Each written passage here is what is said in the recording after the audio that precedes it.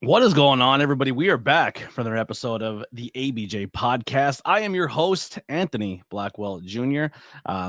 Some people don't really know me by my real name. They just see ABJ, and that's become a thing, which I'm fine with. I'm okay with it. But then also some people think I'm being perverted, and it's not. It's my actual name. You're perverted for thinking it. Well, welcome back to the podcast. We do a lot of stuff here. This is going to be our interview aspect of the podcast, but we do movie reviews, anything pop culture, horror movies, beer, a little bit of the devil's lebus, and some other stuff on the podcast. Pro wrestling, paranormal, supernatural, true crime, you name it. There's a little variety show here happening at the ABJ Podcast. So make sure you hit that thumbs up, subscribe, 5-star reviews on all audio platform podcasts help us out a lot. So you can check us out on Spotify, Apple, Google, anywhere you find podcasts. We're there under the ABJ Podcast. We try to post once a week. Sometimes you get a little bonus content here and there, but for the most part, every Friday at midnight, something new will drop, whether it's interviews or reviews or whatever it may be. If you have any topic ideas or you want to be a guest on the podcast, hit me up on my link trees. That everything will be linked below. You can follow me on all social media or grab some merchandise. We have some new stuff available now to buy, so go grab your ABJ merch. Also, if you get anything, send me a photo of you in it so I can put you all over social media. Unless you send something X-rated, then it goes on a different website, and then I make money off it. No. But with all that being said, let's get into our podcast and our interview. Today, my guest is a superstar at PPW Entertainment and a few other places, but PPW is where I work with them. Very, very talented. Always goes out and I would say steals the show a lot of the time. Very, very working their way up the card, getting the fans behind them, even though they kind of play a dirtball, scumbag, scary, psychopath character. But we're going to get to know them outside of that scariness and get you to know the side that I see backstage when we're causing shenanigans and being fun and just a genuine joy to be around. So let's bring in my guests. I'll let them introduce themselves and we'll get this podcast rolling. What's going on, bud? Hi, I'm Matthew Jaeger, and I'm sad I didn't get invited to the beer portion of the podcast. Oh, we can definitely do that. Where maybe I should ask this on camera. Where exactly are you based out of? Are you in Pennsylvania? Yeah, I'm in Harrisburg, Pennsylvania. Oh, you're in Harris. Perfect. There's tons of breweries and stuff in Harrisburg, Mechanicsville, so we can definitely do a beer podcast. So we'll meet up one of those breweries and record a beer. ABC Brewing. I go there sometimes. They have delicious food and good beer. My buddy, they do a drag show at Zero Day. They do drag show brunches all the time there. They have some pretty good beer. That's a good time. Misfit, we had them on the podcast. Go check them out. But they do stuff at that brewery. So I'm always down to go to Harrisburg and drink some beers. So that'll definitely happen in the future. I didn't know that would be something you're into. I seen you drinking Modelo's and stuff, but I'm a very light beer kind of guy. You know, okay. Like I don't like anything very like IPA, like hoppy.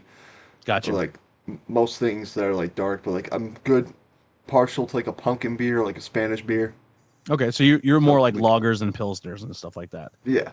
Got you. Yeah, that's find something right up that alley. We'll figure something out. But so tell us about yourself, who you are, what you do. Matthew Jaeger. I play a very scary heel figure, as ABJ was saying, at PPW, and I just show off amazing feats of strength and athleticism. What I do.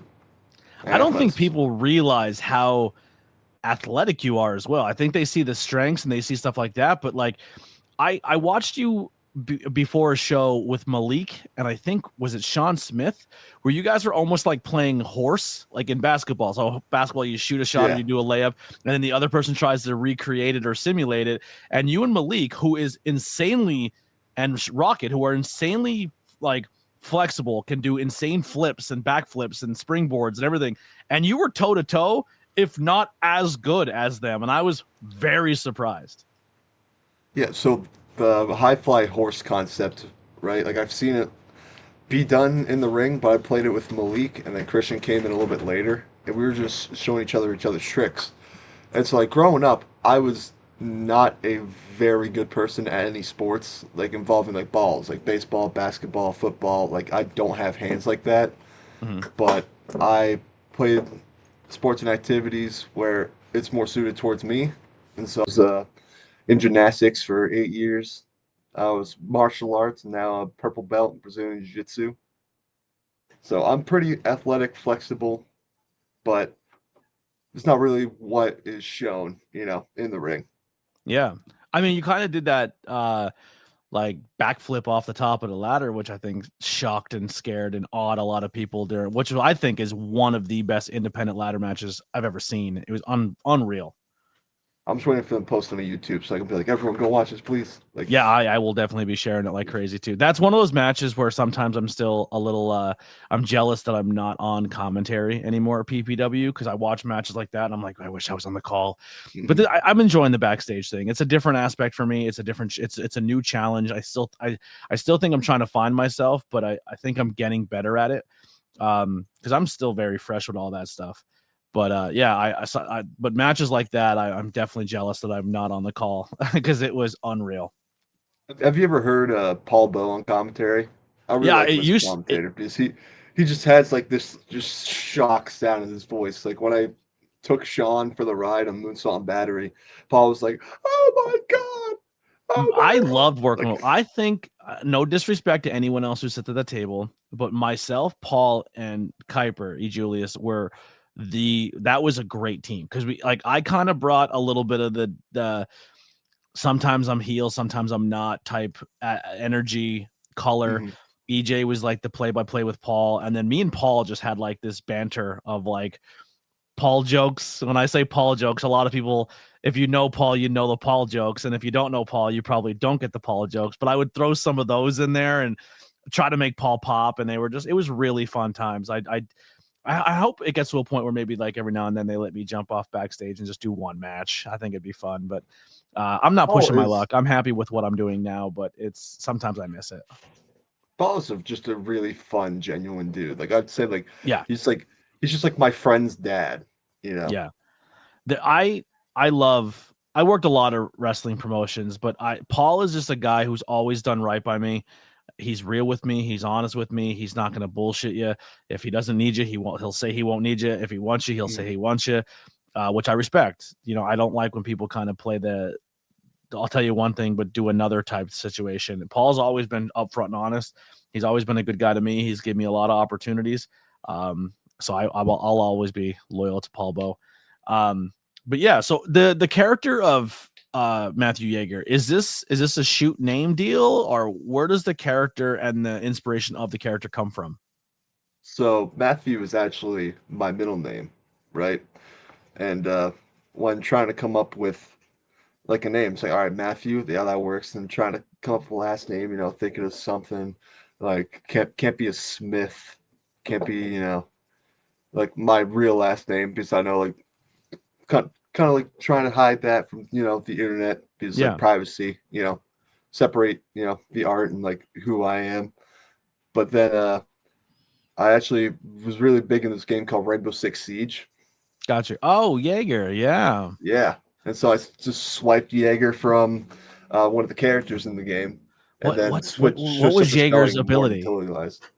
He had the anti-grenade like throwables, so you place a thing down, like try to throw a grenade in that room, and zaps it out of the sky, Yeah, I and remember then they now. reworked him like 3,000 times, so he's no longer good in the game.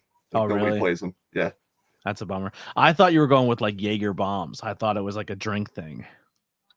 And I was like, this makes no sense with the character Jaeger. But then now You that, know, I'm yeah, I'm actually not a big fan of Jägermeister. I I've think had it's a gross. I've had a few Jaeger bombs in my time, but just like no, I have licorice flavor. Yeah, I don't like I, black I, licorice. I remember me and her were at a wedding, right? And at the end of the wedding, like people were setting off fireworks, nobody was looking, and like we were about to go home. Like, quick, I'm gonna go raid the liquor table. And so I was just grabbing full bottles of stuff. Like we had like a handle of vodka and this big thing of Jaeger. And we just had that in our room. And this went to the point where it's like, okay, I'm not even drinking this for my pleasure. I just want it to be done and out of my house. Like, Yeah. They're cool bottles and a cool logo. I don't like the black licorice taste. So what made you fall in love with the wrestling industry? definitely just from watching it while I was young. Like, I remember John Cena, of course, being my hero as a little boy. And then I really fell out of wrestling as I grew older, like a lot of people, right?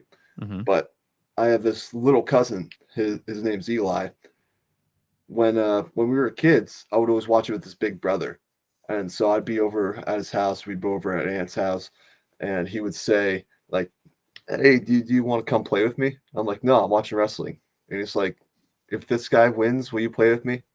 And so he took the oddball guess because it was like Paul London versus Cena, and I'm like, "Yeah, I'll take that bet."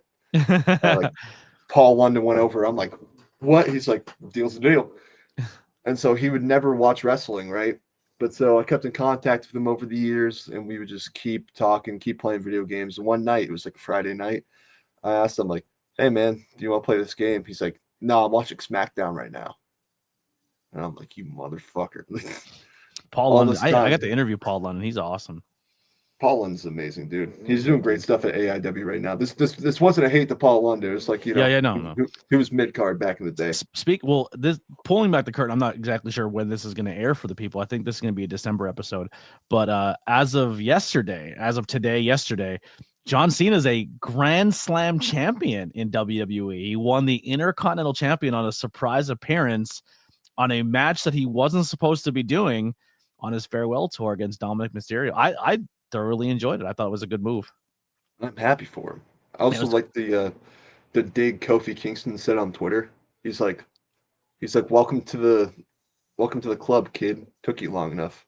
Yeah, I like. I was saying during my live stream, I said it's really nice for Dom to put over, John Cena on his way out. So what type? Oh yeah, of when I was go ahead. No, go ahead. You finish. When I was like he said like I'm watching SmackDown, and I'm like, how dare you, right? And so then it was now the story of him trying to get back into wrestling after like all these years. And I am just, no, I'm not doing it. I'm not watching it with you. And then like he really wanted me to watch Double or Nothing 2020 when like it was like the first show back with people in the crowd, and I remember just falling in love with it again, and like seeing like the energy, the intensity, what you're bringing. And I'm like, man, I remember the days where like I really like watched this. And so it was still my top 5 favorite matches is Kenny Omega versus Pac versus Orange Cassidy, which people may forget that match, but it is a solid match. Fun and me fact, not knowing stories, I'm like, Orange Cassidy, I want you to see this. Yeah. I want you to win. So when I started dating Lily, she was like, "So what are you into?" I said, "Pro wrestling." She goes, "Okay." She's like, I don't know a lot about it. I only know some stuff here and there. She knew like the main names, but she didn't really know a lot. And I said to her, I'm going to make you watch a match, and I'm going to find out what type of wrestling fan you are. And that's the match I had her watch, because I thought to myself, she's going to either like the athleticism of Kenny Omega and the babyface style. Pac's a great athletic heel to watch, or she's going to be a gimmick lover with Orange Cassidy. She's an Orange Cassidy fan. That's her favorite wrestler now. She got to meet him like 3 times. That's her favorite. How can you not be a fan of Orange Cassidy? He's the best. Like, you sit here like all these fucking kids, but like Orange Cassidy, he's just fun. It's fun to watch. Very, very fun. So what type of kid were you growing up? You said you weren't really into the sports and stuff. So where did you really fall when it came to like growing up, or type of interest and stuff like that? I was very quiet, very reserved as like a child, and then like had to grow into a personality as time went on. But I think I did all kinds of things. I was, part of like the emo, like not popular kids, and then I was a big bully in high school. I'm sorry everyone had to deal with that. And then I was just really trying to find my way, and I don't think I've found like who I was until like probably last year. Yeah. So I think I'm still a kid and growing, Absolutely. Yeah.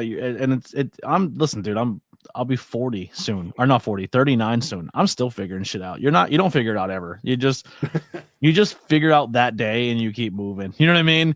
When adults, like, you grow up and you think, man, our parents have it all figured out. They know it. No, they don't. They're fucking winging it. The fuck they don't. They have, and especially in today's climate with bills and economy and money and the way our government is, no one knows the fuck we're holding on and hoping for God. You know what I mean? Like, that's essentially what's happening here. You'll never find it. If that gives you a little solace or maybe depression, I don't know. but just enjoy It, it. it, it gives me solace. It gives me Yeah, solace. enjoy it. Like, cause just have fun with it. Make art, enjoy your hobbies.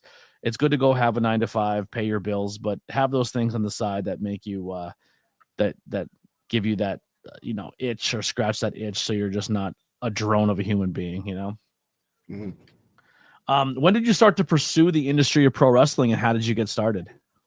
So that, after that Double or Nothing, like I remember, like, oh yeah, as a kid, I really wanted to be a wrestler, and so I looked up wrestling schools in my area and saw ICWA, which is all the way in Pittsburgh. So I lived in Erie at the time. So on the Pennsylvania map, for people at home, right? Uh, Here's where we are in Harrisburg. Here's Pittsburgh. Here's Erie, and that's like about 2 hours away there.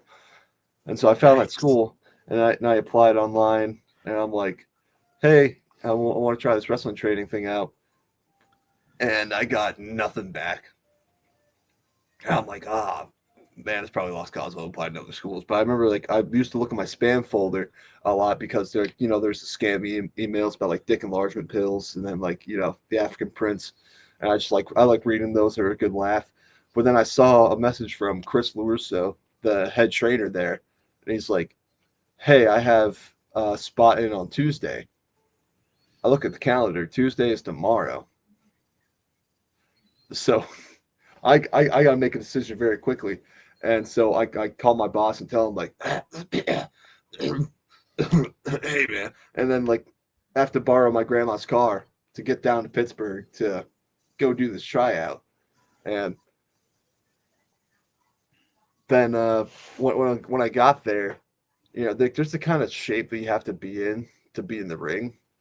I was not that. Like, I was a gym bro from high school, like wannabe bodybuilder. It's like, oh, I don't believe in training legs or doing cardio. So got me in there. And the first thing they had me do was do 100 push-ups, 100 squats, and 100 sit-ups. And I am having a miserable time. My heart's just and then he had me take my first bump in a ring. And you're supposed to breathe out when you take a bump. I did not. I just slapped in the ring. Like, and then and they had me do like literally like 3 minutes of cardio by like something called grape squishers, where like you hang on to the turnbuckle and then you have to do high knees until he says stop. And so now after that, I'm outside by the dumpster, about a kilo over puking, right? And he was like, "Yep, as long as you don't puke in the ring, you're good. Like no heat with anybody. Just don't puke in the ring." And he says, like, this is not uh, a regular path for a young man. Like this is going to take a lot of time, a lot of energy, a lot of money from you, and you might not get anything out of it. So, like, I just want you to think about that, and then like, don't answer me right now. I want you to go home and text me tomorrow if you're in, right? And so, I get in my car, and my immediate thought is, I'm in. Like, this is it. Let's do it. And so, then I eventually moved down to Pittsburgh. I was trading there and had my debut match March 2023. Awesome. How many people in your starting class are still wrestling and have made it till as far as you are right now? So there was originally 13 people in our starting class. There was 6 who graduated. Wow. And out of the people still doing it, it is me and 2 other guys. Would I know them? Felix Kaz and Drew Ryans. I'm not sure. Now, Pittsburgh, wasn't that? I don't know if it's the same promotion. I'm not very good with Pittsburgh. I know there's Rise, 707, a few other things but like Facades was a Pittsburgh guy, right? Yeah, Facade trained at IWC. I'm pretty sure. Yeah, and then what Lady Frost was her and that Victor Benjamin were Pittsburgh. They trained at Rise. Yeah. The Runway is Pittsburgh. Jason Hendricks was Pittsburgh for a little bit, I believe. Yeah. Jason Hendricks has no, I probably should have doxed him real quick and be like, "Hey, he lives here." But, yeah, he trained. His training was Rise though, even though he wasn't from that area. Yeah, yeah. Now he's doing stuff with like NWA, and last time I talked to him, he was doing stuff at EC3, which is super dope. Yeah, up in Cleveland, training at the Exo school and stuff. Yeah, a lot of people are going up to Cleveland. That's where Ace is up there. What is it? Revolver's up in Cleveland, right? I think Revolver's in Dayton mainly. Yeah. But yeah, awesome. So how were the beginning stages of finding yourself and finding your place in wrestling and even just the character aspect? So it was all kinds of messy, really. And so, like, being from the small town, right? It's like you don't really get the niceties of, having people test you or like, showing that kind of respect. So I had like a whole lot of growing up to do in the wrestling. And like, I didn't realize that they also wanted you to be in a specific part. Like, I've been a babyface my entire career and up until that heel turn at PPW. Oh, And wow. so, like, I wanted to be a heel because I thought it'd be better suited for me. They're like, no, you're young and handsome. No one's gonna boo you. But yeah, so I was babyface. I was a big high flying guy, and like the character just never worked because I don't think that I'm just that bright, dapper, happy, cheery like at that point in my life. And so it's like, yeah, you have a good wrestler in the ring, but ask him to cut a promo, and he's just lost for his life. Mm-hmm. But then recently, like it's really refreshing, like coming in as a heel at PPW because I'd say it's like more in line to who I am, because Are you apparently, doing more heel stuff now everywhere, or is it that just a PPW thing? yeah, it was heel pretty much everywhere that I'm going now, except Battlefield Pro. I'm a babyface up there, but it feels more genuine, because like Yeah. there's a lot of crossover between the fans, PPW and BPW, Mm-hmm. and so them getting to see me smile, they're like, "This is the first time you ever smiled in the ring." Yeah. It was, BPW and PPW have that crossover because of distance from where they are, and mhm. PPW used to run that building. So a lot of those fans who are BPW fans essentially are in BPW because PPW was the promotion in that building before them. So that's why there's that big crossover. You know But what I it's miss? Well, the only thing I miss about that building is I wish I had the role I have now as backstage interviewer at at where it is, because the yoga room was air conditioned and I never got to experience that. So while I was sweating and dying or freezing in the arena, BP was backstage nice and toasty or nice and cool, and I was like, now I wish I had that. oh yeah. Yeah. So what are some setbacks or adversities you had to overcome, whether it's professional wrestling or just life in general? Definitely my mental health has been, adverse because it basically all stems from like losing my mom at a very young age Mm, and then like just never coping with that. yeah. So I always went down like a very dark direction of like thought and yeah, like I never had like any confidence in myself because I would always like I never had to deal with anybody trying to bully me because I was one of the biggest kids in school. Like, what are you gonna do? Knock your goddamn block off. But Yeah. How old yeah, were you when she passed away? I was 11 when she Oof. passed. Wow. So yeah, then it just went like years of just like untreated, like no therapy, not even like talking about it with anyone Just because grit your teeth and keep moving forward. yeah, but Yeah. it all catches back up to me, and now it's just the like I'm still depressed like now, because like around this time of year it just feels like it sucks. Yeah. And I used to like have the impression of thought where it's like, oh, like what do I have to complain about? It's like I have a lot to complain about. Like life is pretty fucked up, but I try my best, you Mm-hmm. know. In a way I see it, it's like you if all you can give is your best, then like can't be mad about You have, that at the end of the yeah, you day. have nothing to hang your head on if you tried. Are you still close with your family, or was that like a situation where when you lost her, it kind of broke up a lot of things? I feel like definitely made it distant with family Because like I have people who I'm close to, like my grandma, my step grandma, and like my cousin, stuff like that. But like I've never felt the solace in family because everyone is very like of an old school mindset. Mm-hmm. They don't they don't get that, depression. When you try to explain it to them, it's like, a major like be a man kind of That male thought. toxicity, yeah, male, Yeah. it kicks in, definitely kicks in. A lot of people don't realize it. I'm like I said, I'm 39, bro. I'm still working through it. Like I watch a movie and I'm like, should I be crying? I should be crying right now, right? And I'm just like, I wish I could cry. I struggle with it. I don't know. I cried like a bit. Like we watched Train to Busan 2 last night, Peninsula. Yeah, I And haven't seen it. Is it good? at the end, we're both crying. Like it's Coco almost made me cry. I watched Coco not too long ago. That almost got me. Coco. Yeah, I Coco. remember crying to Coco. Yeah, But like part of my journey in mental health was giving me a lot of like hope is me posting about it and hearing people say like how much it affects them and how much like I just want people to not feel like they're alone. You know That what, was a man? big thing I with me. respect the fuck out of that because when I was going through my divorce and trying to figure myself out, and I had to step away from wrestling for a while, man, I posted online and I posted all out there, and I got the exact. I had a handful of people who were like, "Man, I appreciate you posting this and being open and honest," and then I had more than.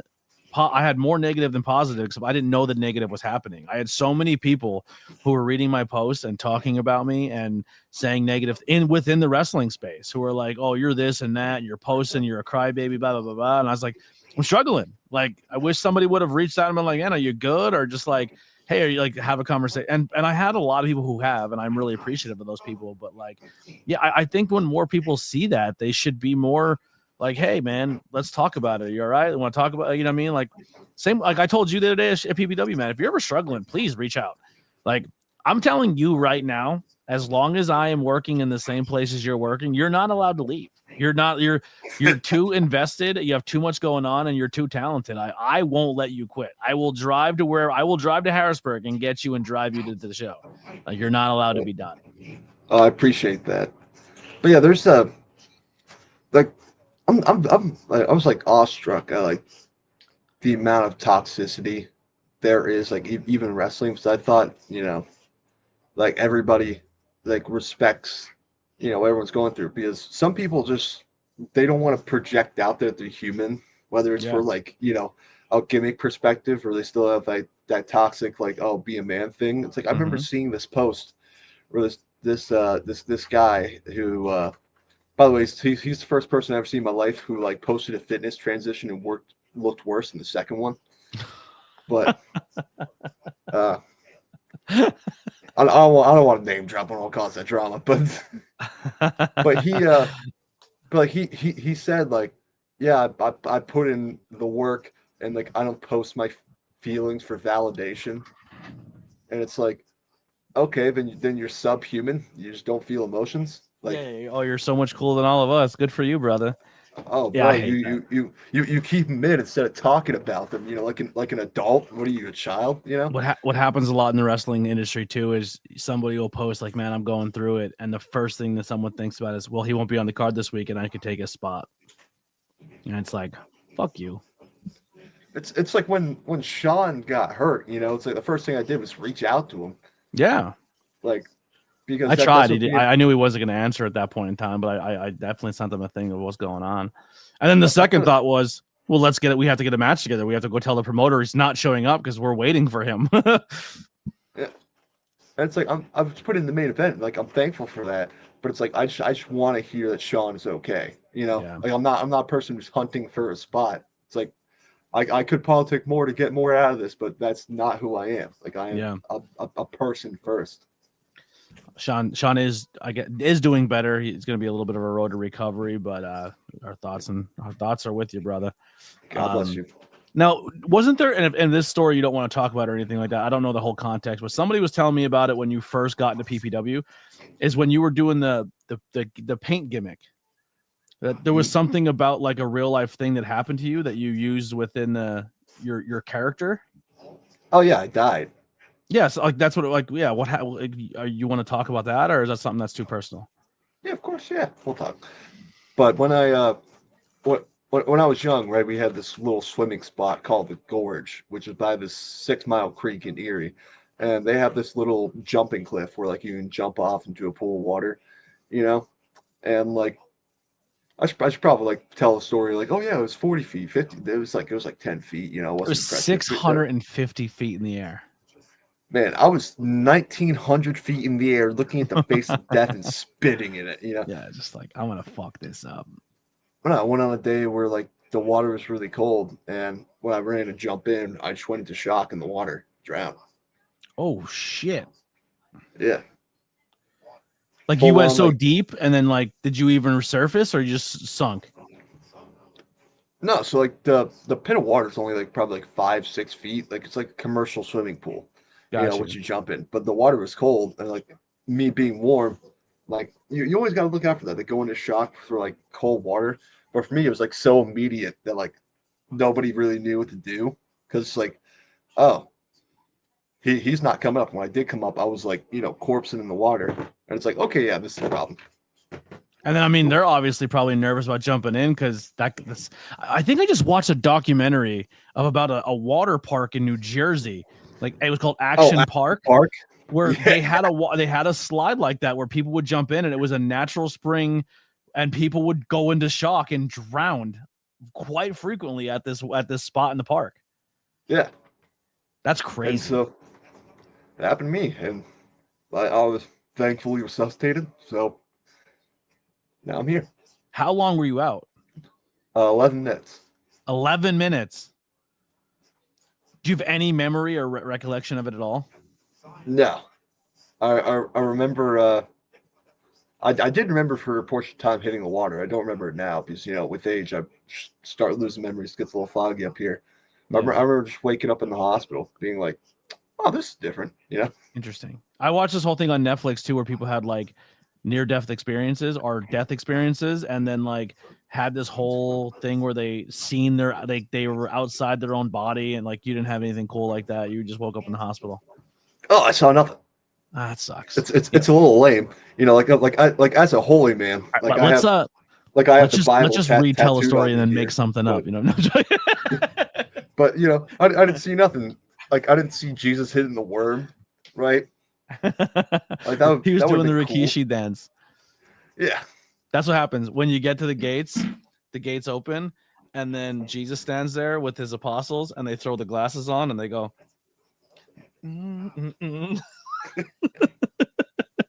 All your family joins in. That's great. How I like to admit. It's like you remember the movie This Is the End? Yeah, where Backstreet Boys starts playing everybody. Yeah. They're welcome to Hellfuckers. Is that weed? Yeah, snappy fingers. I love that. Great. I actually just watched that the other night. Great fucking movie. So what are some key moments or accomplishments that you've had accomplished in your life or in your career at this point? Well, I'm on the avenue to graduate college, so I feel like that would be a great accomplishment. What are you majoring in? Plumbing. I'm gonna be a plumber. I did that. Fucking sucks. Currently, I'm a postman, right? And I'm making all right money, but not fuck you money. I want the fuck you money of a plumber. Yeah, but fuck you money and plumbing means you're like going in septic tanks. You gotta do what you gotta do. Fuck that. I quit immediately. I got out of there. I went to school for plumbing, and I did it for like a year or 2 years, and I was like, I'm out. But like plumbing in my area pays nothing. Like really? Technicians were getting paid like $11 an hour. And I was like, fuck this. I'm not cleaning shit up for $11 an hour. I definitely think I could. 100%. Oh, I don't have the stomach for it, brother. Like if I had to do new construction, no problem. But when you walk into a college and your job is to retrofit the bathroom, and you're pulling, I'm going to throw up even talking about it, and you're pulling fucking 35-year-old urinals out of a college bathroom, bro, you can clean them all you want. They have been pissed in for there's piss in there from the 1970s still. You know what I mean? Like it's disgusting. Yeah. Oh, But you know, I come home, scrub myself down with some lava soap, and I think it'll be fine. Another accomplishment is this one. I'm quite partial to this one. Yeah, she's pretty dope. I'm so happy she Awesome. debuted. I can't wait to watch her match. He's Yeah, glazing me right now. the scene queen is coming to PPW. The scene queen, the PPW. All hail the scene queen. You'll have your own episode soon, right? Yes, absolutely. We already talked. Well, we did a 5 questions at PPW. Yeah. I didn't get the 5 questions. I thought I did one with you. Yeah, no, you never did me the 5 questions. We were as we were supposed to, but you never came back for it. Oh. Well, next show we'll do 5 questions. Next show I'll do the 5. She beat you. We did the weed one. We did a a Blazing Buds 5 questions. Yeah, very, very, very big on weed, ain't you? Very big on your marijuanas. Your marijuana. Your marijuana. Our devil's lebus. Your reefer cigarettes. Furthermore, Susan, I want to be the least a bit surprised to find out all of them smoke marijuana cigarettes. Reefers. So, accomplishments within wrestling. Have you obtained any titles yet?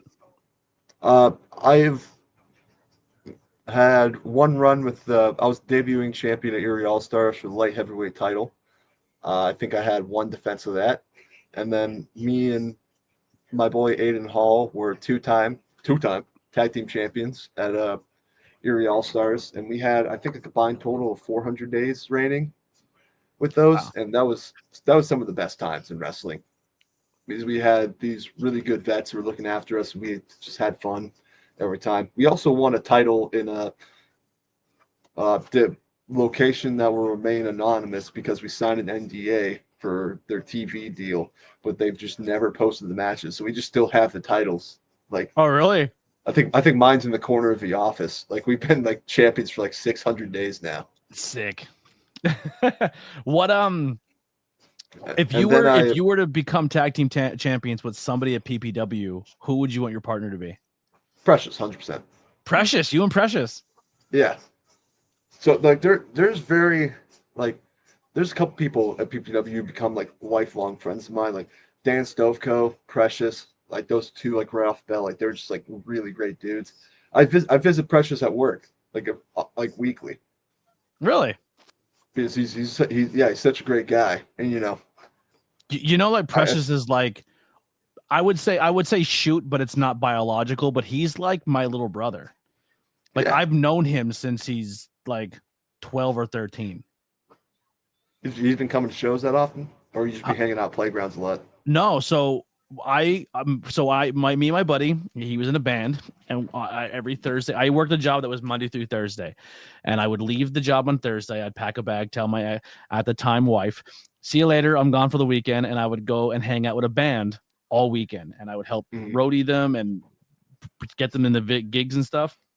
But we would get smashed on Thursday night, wake up Friday morning, walk to this deli and get sandwiches and iced teas, and then walk back and watch pro wrestling.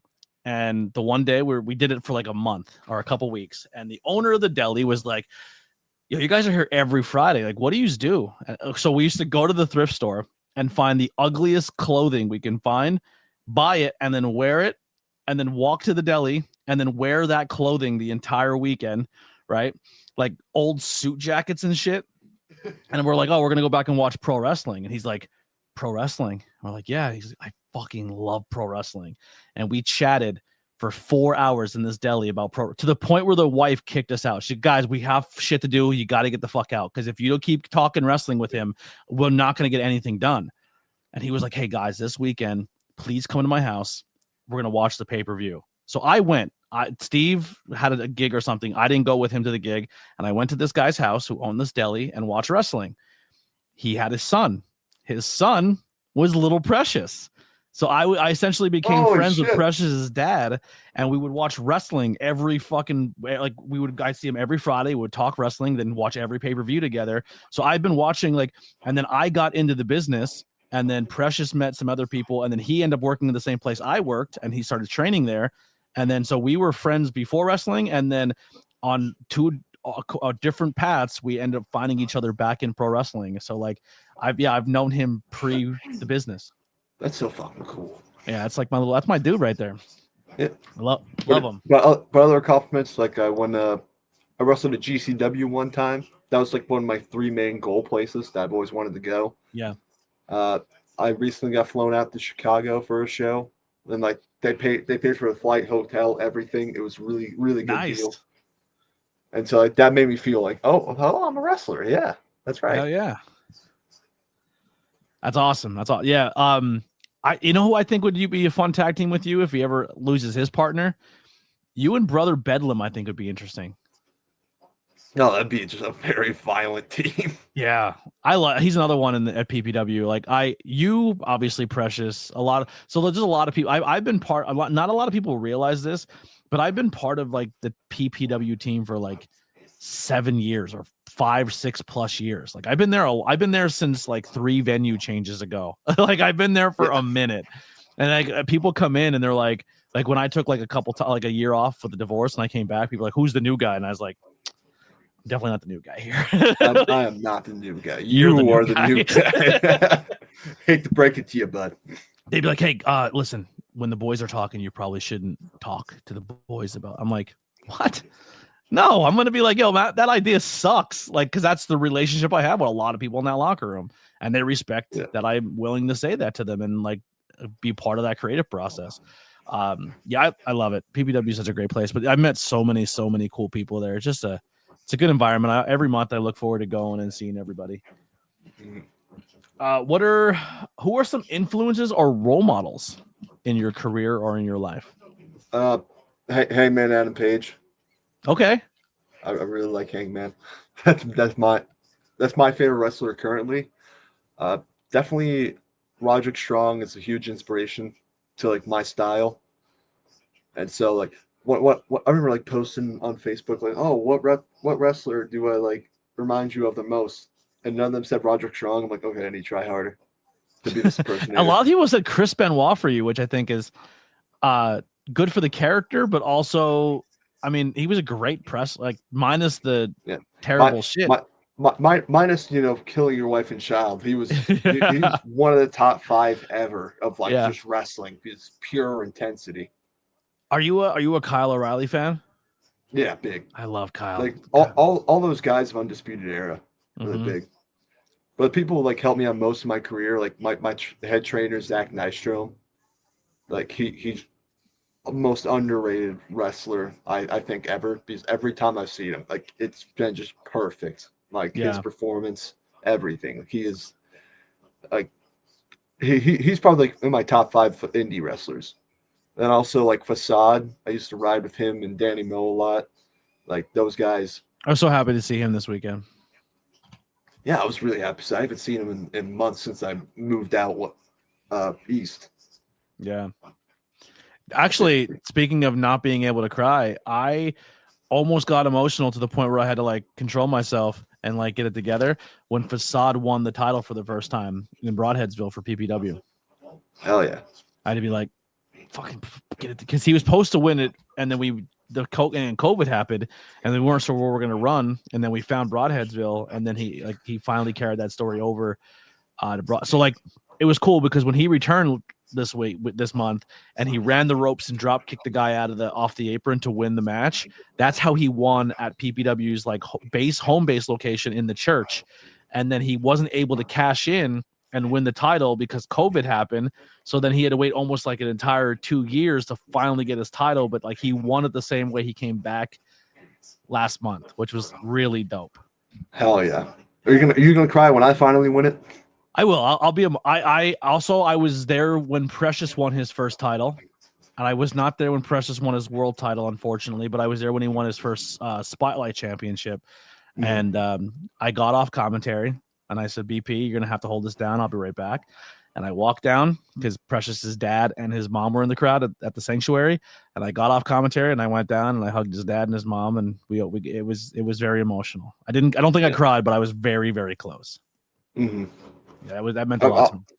I'll get you to break. I probably will. It's going to be beautiful. Right now, I've competed for every title at PPW one time.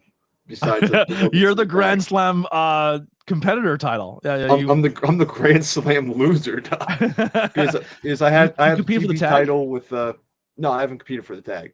All singles But ones. singles championships, like my first title I competed for was earlier this year. It was the TV title against Diego Hill, and then recently the main event, Dio Bando and Chris Slade, and then versus Christian Robinson. And it's like, damn, what do I got to do? Like I killed this manager. What more is required of me? Yeah. I'm sure. I think it's gonna come. I think it'll be coming before you know it. One day. I will say this. The people who are in charge there do not like short title runs. They don't like flip flopping titles. They want it to mean something, so they keep it on people for a little bit of time. So, but when you get it, you'll have it. I just got to keep politicking. Yeah, just which brother. Yeah, it's not gonna work for me, brother. I'm gonna need to win the championship tonight. So besides championship, what do you think gold, about the? What do you think about? Have you heard that story about Collision with the two girls? Yeah, they didn't want to lose, so they went home. I think it's insane. Imagine being fired from WWE, so it's not even a good safety net, and then you go to the next biggest company and be like, "I'm not losing. See you later." You're like, well, "Boy, you showed us." Apparently, it wasn't even not losing. The match was supposed to be 3 minutes, where it's like, yeah, it sucks, but that's national TV, and it's like, we want more time, and they're like, no, and they're like, okay, we're not wrestling. Like, yeah, you showed them. You're 3 minutes on TV to 0. Welcome back to the Indies for $40 and a handshake. Yeah, it's absurd, man. It's absurd. Like you have people who would die for 3 minutes on television, and you're gonna say no? Like that's crazy. Hell, I'd suck a dick for 30 seconds. Like if it paid enough, right? So besides championship gold, what are some other goals you have set for yourself personally or in this industry? I want to go to Los Angeles to do the New Japan school over there, the dojo. And so we're looking at a timeline of either later this year, later next year, or like the year after that. But that's definitely one of my goal places is New Japan, because that's probably my favorite style of wrestling. Yeah. And so like that is the ultimate goal, is to get there. You should go to London. It's a very simple. The British strong style and is just right up the same style as Japanese strong style. Yeah, I've been looking at places in England. Like a lot of people try to give me like it's like, oh, send your stuff over there. Maybe like you can get a booking in London or like in England. And I'm like, I went there. I loved it. I don't have a passport yet. I get one. I need to get one. It's so good. What is your favorite and least favorite type of fan at wrestling shows? I love fans who are respectful. I don't like fans who are disrespectful. What would constitute a disrespectful fan at a pro wrestling show? So the old gay men in my DMs and in my comment section, like posting like thirsty comments and for my friends and family to see on my Facebook. And like, I get the occasional like gray ball pick in my email, or like I have a DM Hall of Fame where it's like people like being as forward as like, I want to lick your balls, and I'm like, no. People ask me if I have an OnlyFans, I'm like, no. This one dude said he'd worship my sweaty feet in socks but wouldn't buy a pair. Like, what is the craziest comment you had that your friends and family have seen? Dude, it was like this dude talking about my bulge, like I am not a well-endowed man. It is all balls down there, right? All balls. It's all ball. But like, no, I just get like these comments. They're just like, look at that package. Like, it's fun fact. The only post on Reddit that's ever been made about me, it's under the subreddit called Wrestlers with a Package. And it's just about like people whose shit looks big in their trunks. Yeah. Yep. I've never seen that. I'm like, damn. Like, bro, there's a whole website dedicated to people who write fan fiction off like independent wrestlers. Yeah. It's like like as long as you guys are like respectful of me, my family, my career, and my wife over here, like it's fine. But when like you cross that boundary, it's like, okay, yeah. Your Gram's like, there's someone on Facebook talking about your wiener. That's Dude, you go to my comment section right now. There's like a bunch of dudes who like what are platform? obviously very old because they take their photos like this for their profile picture, and it's just like heart eyes and shit. What platform you think is the worst? Facebook, definitely. Really? They have no boundaries on there. They will just shoot right into the void of. I'm gonna pull up your most. All right, so you and Facade, awesome picture, you guys. Great pick. Love this pick. So nothing crazy there. Nothing crazy there. Go to like a solo picture of me, right? You drinking the beer? Yeah. I'm already noticing a trend of the same handful of people commenting a lot. This is awesome. This is gonna be my new game. Is looking at oh, here you go. Looks good in trunks. Yeah. I have AI of you, AI videos of you in my camera roll already. Someone's making AI. Isn't your job fake? Wrestling fan fiction. Opens Chat GPT. There's some good ones in here. Yeah. I think I delete like the most like raunchy ones. So That's awesome. Like my great grandma still alive who's gonna post like a good job gift Yeah. that she doesn't see. Like yeah, it's like If anyone's listening to this, I encourage anyone who listens to go to my page and either fat shame me on every post. Like I'll allow it. Like people are gonna come at you because you're gonna be really mean, but I'm giving you permission to do it. I want to start a trend where just people fat shame me or ugly shame me. It's gonna be on Facebook, just so my friends and family are confused by it. I think that would be amazing.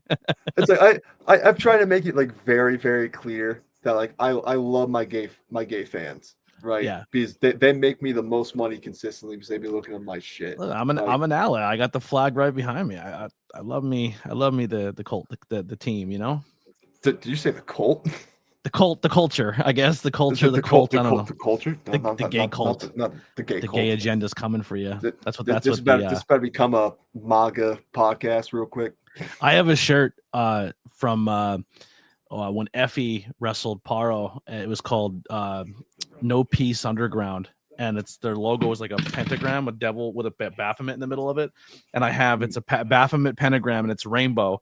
And then it says, sorry, I have a tag. It's bothering me. And then on the back it says "Fear the Gay Agenda," because it was an Effie and Paro match. I was like, that's the greatest shirt of all time. Yeah, I've met Effie. He's one of the sweetest people ever. He's on my bucket list. I have an Effie figure on my shelf. I have the Chase Effie figure too. Yeah, but I love my gay fans. You guys are the best. But once you are asking me about OnlyFans, I get a little creeped out. Like respect me as a person first. Like, I think there's a market you're not tapping into there. No, I'm not. Like I'll be selling feet pics. There you go. Because if you're as much of a loser to be jacking off the feet, like you're 15. Not loser, because they're probably good clientele. If you're a distinguished human being that has the fine taste in Jaeger feet. I have this one this one gay friend Adam and his husband Miguel, like they're the sweetest people ever, right? But like he's told me like how he plays like this bully and people pay him to like have him like reject them and shit, and he's like, sick. Oh yeah, you'd be a good straight bully, and I'm like, I'd rather not. Like that could be your new gimmick. That could be my new gimmick, just straight bully. Boy, we went on a fucking tangent there. What are some hobbies? That's what I listen to podcasts for. It's a tangent. Let's go off on more tangents. What are some hobbies and interests you have outside of your industry? I'm a very good rock climber. I'm a V8 climber, if anyone knows that kind of terminology. No idea. V8, that's like a juice, right? Yeah. It is a juice, but it's also very hard climbing grade. Like it goes up to I think 12. So. And you're only an 8, pussy. Oh, I want to see you try. try a 2. And listen, back in the day, our roller skating rink had one of those walls that would just spin, and you had to keep climbing it. Oh yeah. Yeah. It was fun. And then it would almost go like this. but there's no there's no like good climbing over here. Like when I was in Pittsburgh, the climbing scene is fucking fantastic. Hmm. Like I love like the separation of like I like my gyms very grungy. Like I don't like the bright lights of a Planet Fitness, like a Crunch, where it's like oh colors and oh shit. Like I like the gyms where it's like you just have sweat stains in the seats Yeah, you're and getting like meningitis. yeah all the you're getting tetanus from the weights and shit. Like that's my kind of vibe. But like the one rock climbing place over here is like has that same vibe, and I'm like, I don't really like this because like all the holds are basically white from all the chalk and dead skin, and like you can tell there's hasn't been any new holds since like the 50s and shit. Like that's the kind of rock climbing that I don't like. There's no good gyms over here, so I stopped doing it. But I really did like rock climbing. Nice. Anything? Are you as much of a gamer as she is back there? Are you a gamer, movie, pop culture person? So we'll get to movies. Don't worry. I'm a massive movie guy. But I used to be a huge gamer, right? But I have a very addictive personality. So like I actually sold my PC like a year ago because I realized like, I am just sitting here playing video games, like waking up, going to work, coming home, playing video games till I go to bed. And I was like, this is not like a good cycle. I'm not getting anything done.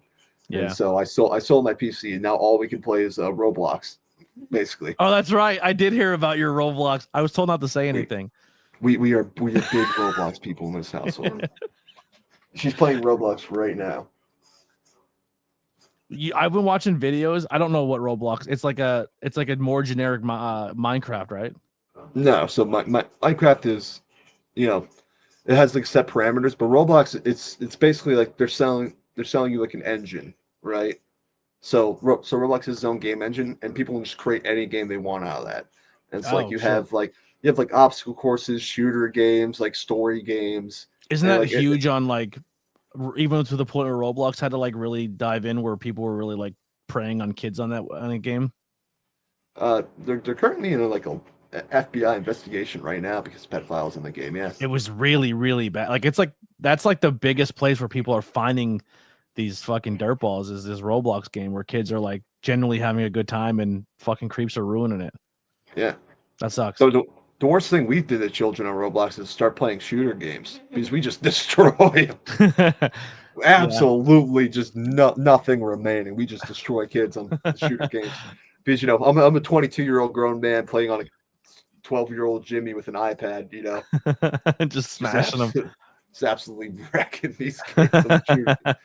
But I'm a huge movie guy. Like we've gotten to like a few shows, like been watching like on and off like some things, but like movies are my domain. Like I love horror movies. I love like action movies, big story time, things like Quentin Tarantino is my favorite director. Okay. What's your favorite Tarantino movie? Pulp Fiction. Okay, that's my favorite as well. We'll take that. We'll take that. Yeah, Yeah. I'm a Can, big can, can, can you guess my favorite scene? in Pulp Fiction. Yeah.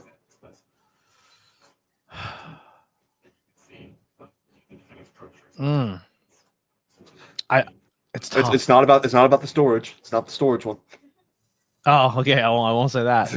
He's getting scared. I like the scene that leads up to that, where he accidentally shoots the gun, like on the, and like, Oh, that's man, a I just great shot scene. Marv in the face. There's Why'd you do fucking that? I brain don't know. He everywhere. must have hit a bump or something. I didn't hit no bump. So one of my favorite dialogues in that movie is when they're talking about Marcellus throwing Rocco over the balcony over touching feet, and they're having the debate if touching In the feet is, beginning thing where they're just walking and talking. and then he's like, touching feet and sticking your tongue in the holiest of holes ain't even the same fucking thing. My feet are hurting. I'd like a foot massage. Fuck you. I love that dialogue. But my favorite scene is the ending scene when he starts going off on like this tangent. Like the woman's holding a gun, she's angry. Like John Travolta's holding the gun, Tell her to be angry. cool. Say, bitch, be cool. Tell the bitch to be cool. You're gonna reach in that thing and you're gonna pull out my wallet. Which one is it? It's the one that says bad motherfucker on it. Yeah, I just love how like he's such a going good on movie. this whole existential like background thing, just talking to him, and dude's just sitting there like he doesn't give a single fuck. He just wants to get out of there. That's a great movie. What about horror wise? What's your favorite horror movies? Martyrs 2008, the French horror movie. I've never seen that. If you've never seen that, it's a really good watch. It's very heartbreaking though. I like movies that shake me a little bit, a little bit of Got you. heartbreaking. Well, Not Train like to a Busan, Serbian the first film one kinda was shake me, fucking but wild. the what? The first Train Train to to Busan? Busan was crazy. That's in my top. Yeah. The Wailing.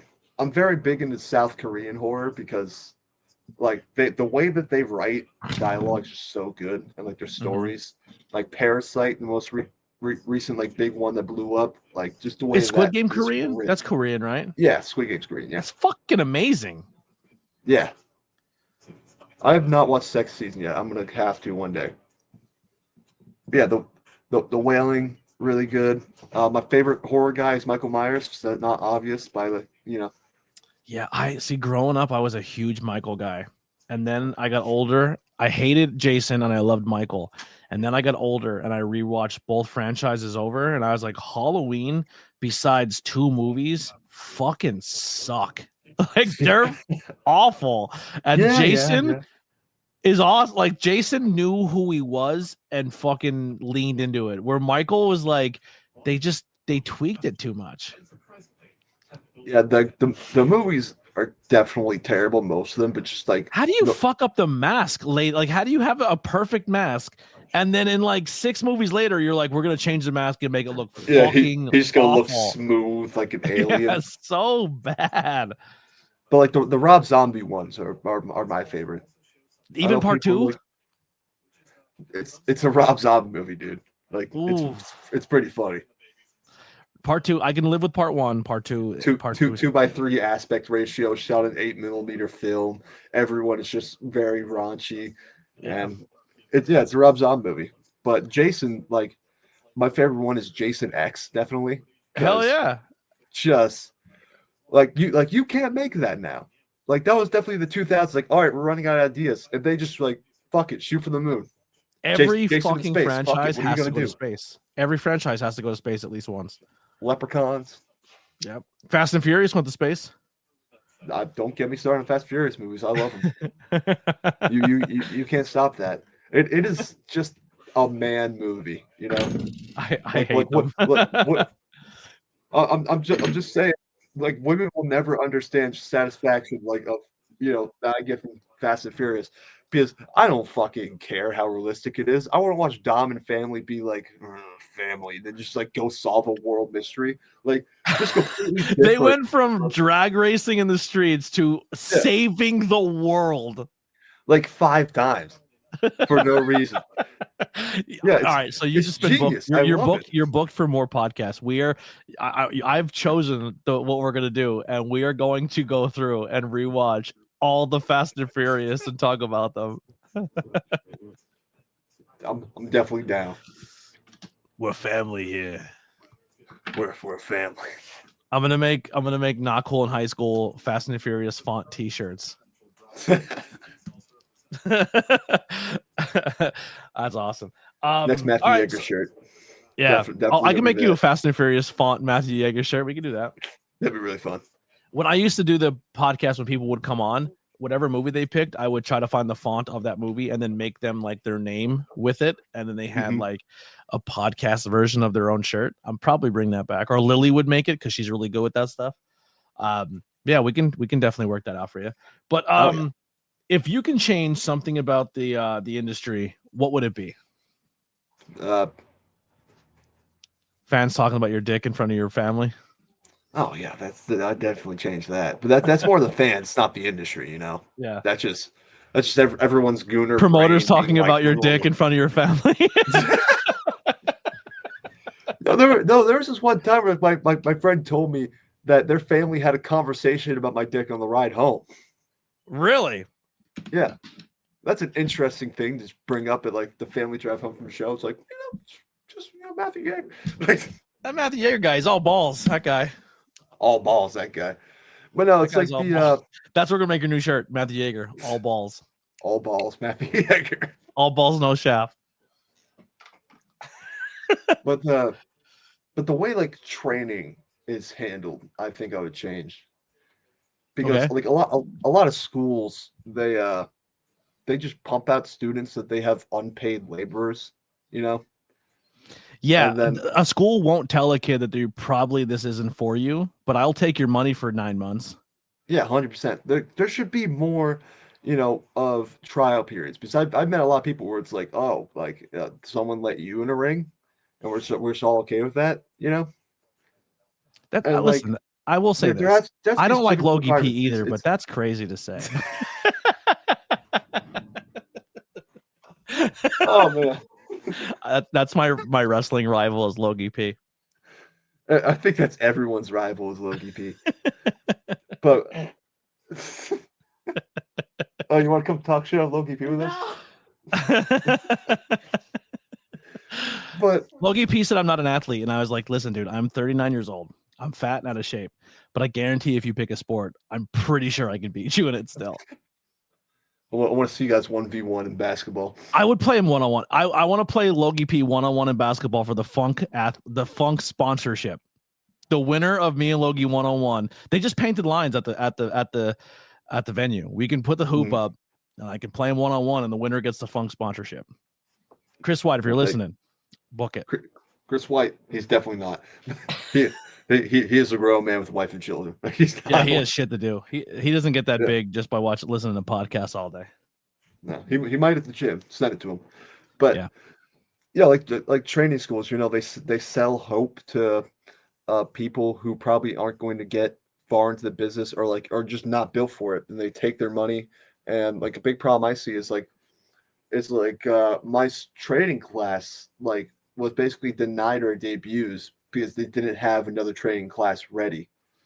Because like after we debuted, like they're expecting like, oh well, no one's gonna help us out the ring. I think that everybody should help out the ring. It shouldn't just be the job of the students where it's like, oh yeah, see you guys. It's obviously like if you have like commitments stuff like that, like you can go home early. If you double book something like that. But most people like this is your only show this day. Like let's help tear down the ring as a unit. I'm not calling out any promotions, but if your complaint at wrestling promotions is there's too many matches, why don't you keep an eye on how many people are helping set up and break down the ring, and then look at how many people are doing it, and then look how many people are on the card who are not doing it. And 9 times out of 10, 5 matches or 4 matches on your card are people who help set up rings and chairs, because the guys on the top of the card don't want to do it. So don't cry when you got 13 matches because you're not helping set up and break down. Me and Christian had the most physical match of the entire card. We beat the piss out of each other. We were the first 2 out there, carrying barricades and shit. Yeah. There's no excuse for just not doing your part. Yep. And so I think definitely the training system,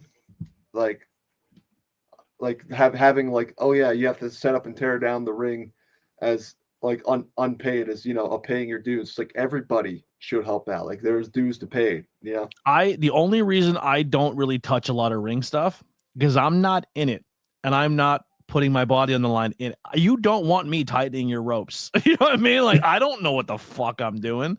You know what I'm saying? You set up and tear down a little interview spot. That's your thing. No one else is gonna do that. No one helps me with that. Sometimes people come back and give me a hand with it, which is nice. But I'll do chairs if I get there on chairs, or if there's not already 7,000 people doing chairs, I'll jump on chairs and stuff like that. But I really don't touch ring. But I'll help with production. I usually do a lot of production setup and breakdown. That's fair. That's fair enough. Yeah. No one's coming at you saying ABJ doesn't do his part. Fire me. I don't care. Technically, I mean, I don't really tell a lot of people this, but I'm low key disabled. I have a joint disorder. I shouldn't be lifting anything. I fuck myself up a lot trying to help out doing too much, but I don't tell a lot of people about my disorder. Yeah, which is why I'm not allowed to beat the shit out of you backstage. Yeah, so that's why I don't do a lot of physical spots, because I don't want to fucking twist a knee and dislocate something. Because if I do, and then I get up and pop it back in, someone's getting choked out. So what are some words of encouragement for a beginner that you would give, or anyone just trying to chase their goals or dreams? Make sure your financial status is set. Because I fell in the trap of thinking I need to get into this as young as possible. when what I should have done was, secure a good job, secure a good place of living, and then go and chase this dream. Because like there's a lot of the mindset, like the toxic athlete shit of like, oh, you have to be on your grind. It's either like you do this or you do nothing. It's like, no, dude, like secure your life first, Yeah.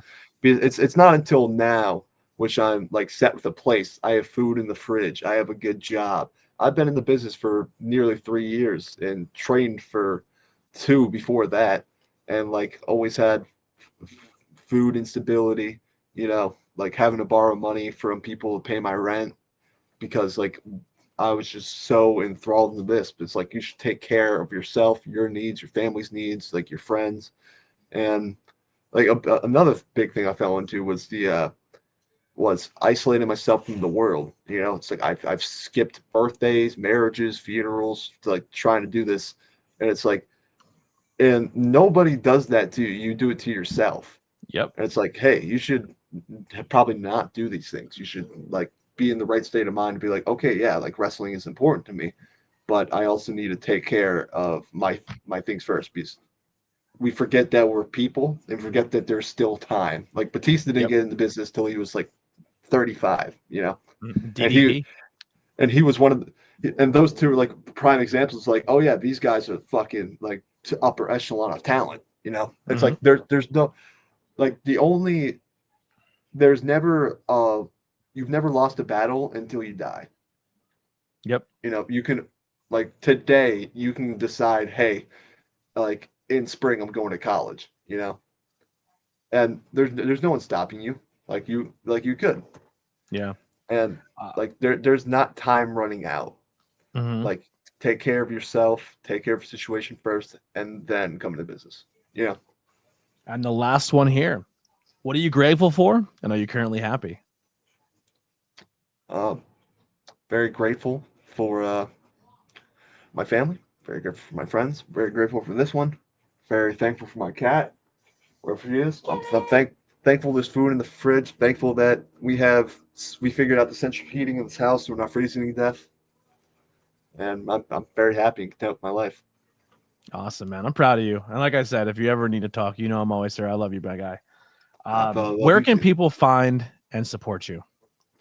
Matthew Jaeger on pretty much all social media platforms. I only shit post on Twitter. So if you want real content, go to Facebook and Instagram. I post some matches on YouTube. Just look up Matthew Jaeger Wrestling on there. Guys, go on his Instagram and find all of the promos that we do together and just comment on our bulges. Yeah, do that. Funniest comment wins a t-shirt. Not on Facebook. Not on Facebook. Not on Facebook. Instagram's fine. Not on Facebook. Instagram is fine. That place is the Wild West. Yeah. Funniest comment gets a t-shirt. 100%. We'll take that. I'll send you a I love ABJ shirt. Man, I loved having you. I'm sorry it took so long. Things are getting crazy, but we got it done. We're here. Make sure you stop by or check PPW out to find out where when the next shows are, so you can come out and support Matthew, as well as Battle Club Pro Wrestling in Slatington, Pennsylvania. He performs there a lot as well. So make sure you go check them out and follow him on all social media so you can find out other places that he's working. And that'll pretty much do it for the ABJ podcast. We'll see you guys next time. Here's some music by the Converse Kid. Bye-bye.